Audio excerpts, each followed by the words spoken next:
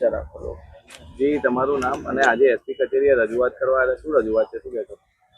મારું નામ જિગ્નેશ કુમાર રાજેન્દ્રભાઈ ઠક્કર છે. લીંબાસીનો રહેવા છું. હવે આજે માહિતી અધિકાર નિયમ મુજબ જે આરટીઆઈ કરેલી હતી એનું હિયરિંગ રાખેલું હતું. મારી 2 ફરિયાદ લીંબાસી પોલીસ સ્ટેશનમાં ચાલતી હતી, જેના માટે મેં આરટીઆઈ કરી હતી. અને આરટીઆઈના અનુસંધાને ગાંધીનગરથી અહીંયા હિયરિંગ માટે બોલાવ્યા હતા લીંબાસી પીઆઈ જેબી વાડિયા સાહેબ અને મને.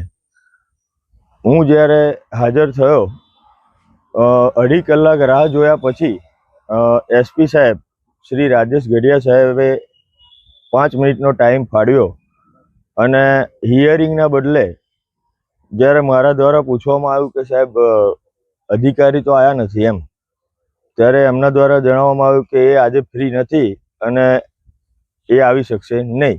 એટલે મેં એમ કહ્યું કે તો સાહેબ એ નથી આવ્યા તો તમે મને નોંધ કરી આપો કે સાહેબ હાજર નથી અને તમે કયા નિયમ હેઠળ મને માહિતી નથી આપતા.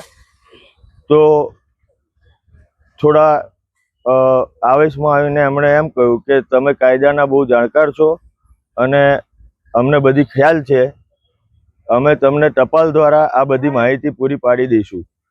જ્યારે હિયરિંગ રાખ્યું હતું તો આ જાહેર અધિકાર નિયમનું પણ આટલું ઉલ્લંઘન કર્યા પછી હિયરિંગના દિવસે પણ જો આવી રીતનું ઉદ્ધત વર્તન થતું હોય અધિકારી દ્વારા, તો પછી આરટીઆઈ કે આ બધી વસ્તુઓનું મહત્વ શું રહેશે એમ?